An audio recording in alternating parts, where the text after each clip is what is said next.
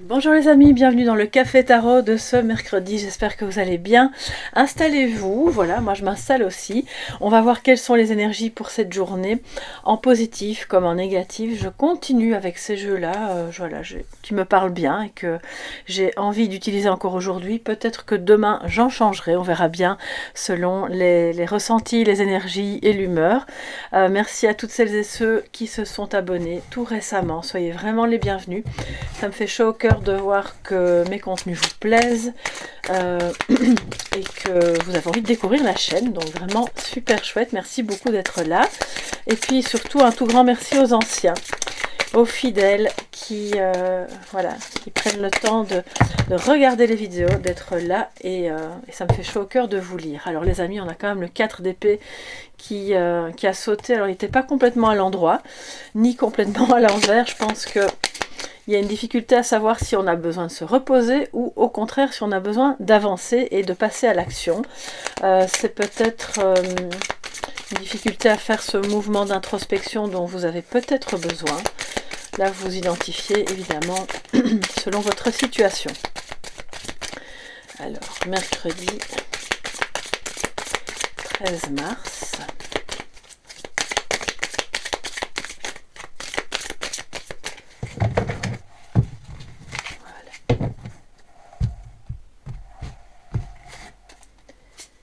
Alors en positif, nous avons le roi d'épée, très bien. En négatif, nous avons le 10 de coupe. Ouais, c'est toujours un petit peu embêtant de voir des coupes en négatif et en même temps, c'est pas étonnant. Ce sont des émotions, ça demande peut-être du temps pour...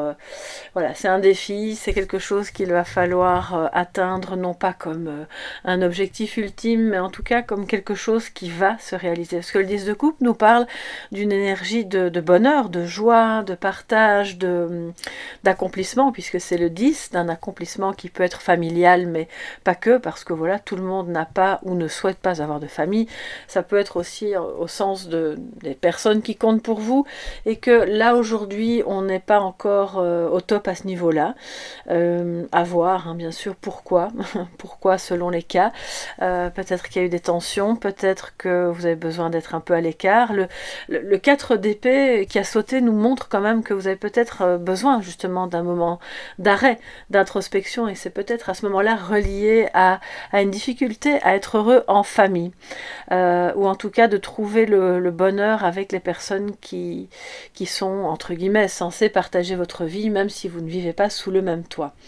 Alors le roi d'épée cependant est en positif, donc là c'est super, ça veut dire que alors si c'est vous, bon, d'autant mieux, mais si c'est quelqu'un près de vous, c'est à ce moment-là quelqu'un qui va vous aider à prendre des décisions en votre âme et conscience, basées sur des faits et non pas sur des émotions. Cela, je pense que ça tourne un petit peu, voilà, peut-être que vous n'êtes pas d'accord.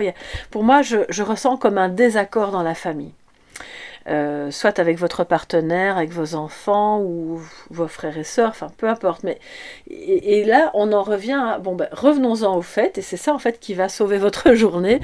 Enfin, je pense pas que votre journée doive être sauvée, mais façon de parler, c'est ce côté plus factuel, plus analytique, plus cartésien qui va avec un petit peu un zeste de froideur, mais sans être non plus.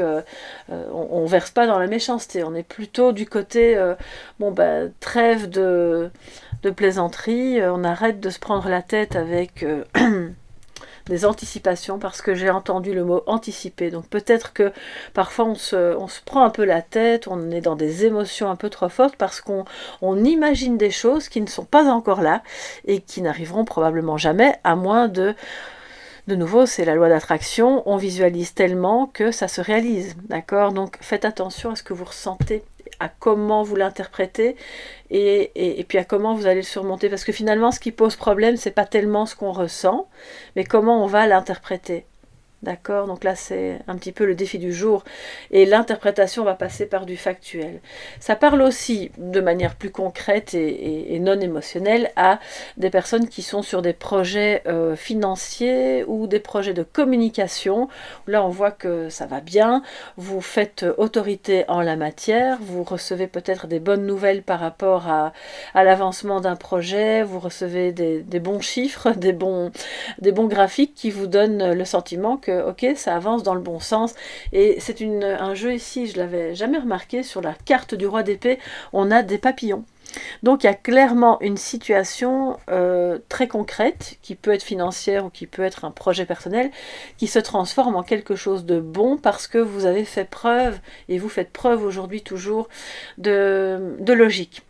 Ici, ça parle aussi de chef de service, hein. C'est un roi qui est en positif, donc c'est une bonne personne qui ne va pas vous mettre des bâtons dans les roues, qui va analyser ce que vous faites avec des lunettes bienveillantes. Voilà, c'est vraiment ça que j'entends, et quel que soit le domaine dans lequel vous travaillez, c'est pas forcément que la communication ou que le monde... c'est un leader ici, hein. Ça peut être un leader politique aussi, ça peut vraiment concerner tout type de travail, tout type de chef de service, qui va vraiment, je pense... voir que ce que vous faites est bon, est intéressant et pourra vous donner des bons conseils pour continuer et puis développer correctement ce que vous faites. Alors, qu'est-ce que l'oracle des miroirs nous donne comme information complémentaire? Alors, la fatalité.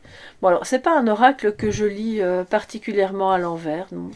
Mais par moments, ça sonne... je le ressens, s'il faut que je le lise à l'envers.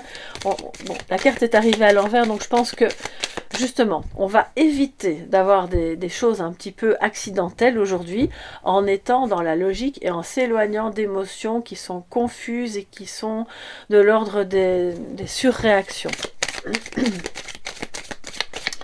Mais ça ne veut pas dire que ça, donc je vais prendre encore 2 cartes pour ce mercredi 13 mars. Ok, alors, c'est parti. Fatalité, échec et miroir magique. Ouf, je suis contente, j'avais pas envie d'avoir une 3e négative après.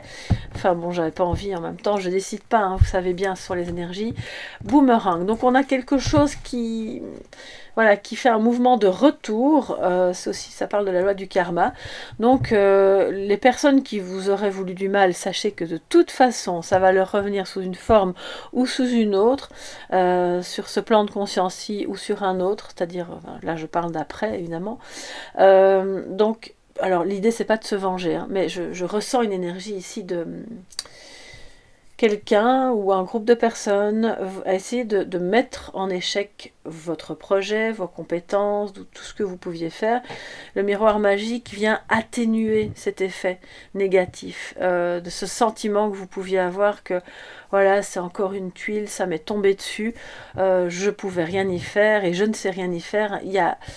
Je ressens comme un sentiment d'impuissance que vous pourriez avoir là aujourd'hui par rapport à une situation, possiblement familiale. Ou en tout cas, ça peut être amical, mais pour moi, c'est vraiment avec des gens proches. Et si c'est dans le monde du travail, là, on a clairement affaire à une équipe normalement soudée. Puis il se passe quelque chose qui n'est pas bon. Et on voit que ça va être atténué. Pourquoi et par qui?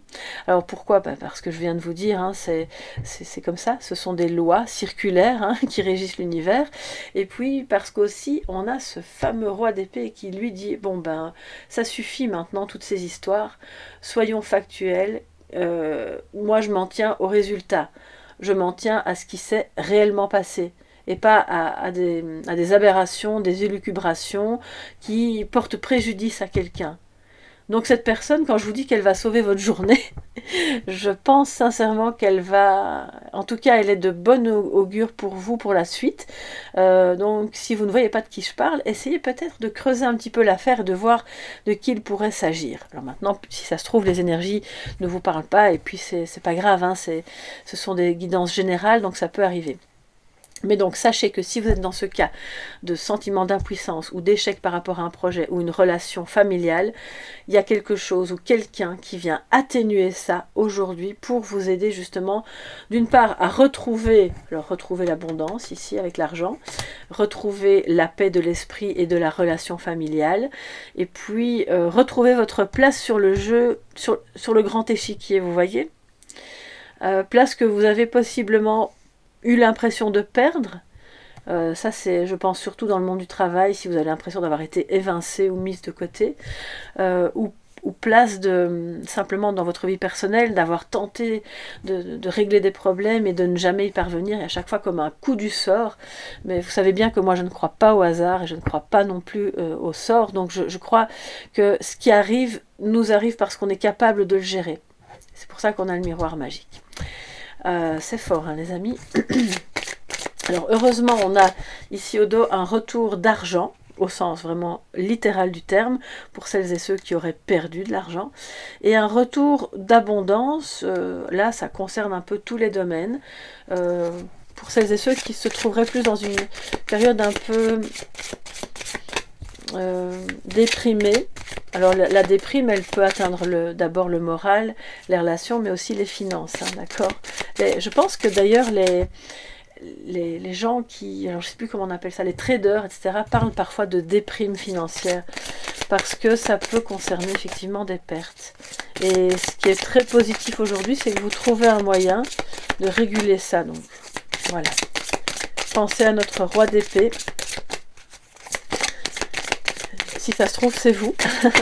Mais c'est peut-être votre compagnon ou quelqu'un dans une entreprise qui va pouvoir vous aider.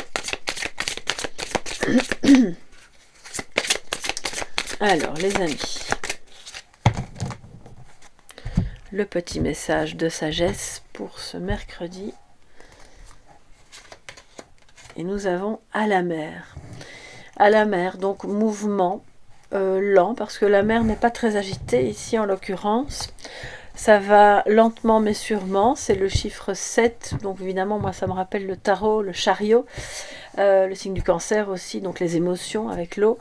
Et puis le fait de laisser à la mer, même si vous ne vivez pas près de la mer, vos émotions difficiles, de demander la transmutation. Et vous pouvez, si vous n'avez pas la mer près de chez vous, bien sûr, imaginez prendre un bain, une douche, si vous n'avez pas de bain, et profitez de ce moment-là pour aller laisser vos messages. Alors, je ne sais pas si vous le voyez, j'espère que oui, mais le petit bateau ici est en fait constitué de papier. C'est comme quand on était petit, on faisait des cocottes en papier avec des petits mots à l'intérieur. Vous pourriez faire ça, on pourrait, hein. Je ne vais pas vous dire vous, alors que moi, je fais partie de la bande, mais on pourrait faire ça, voilà. Imaginez de laisser nos émotions difficiles, les souvenirs un peu compliqués concernant la famille ou des projets manqués, mais qui vont revenir et qui vont réussir à ce moment-là.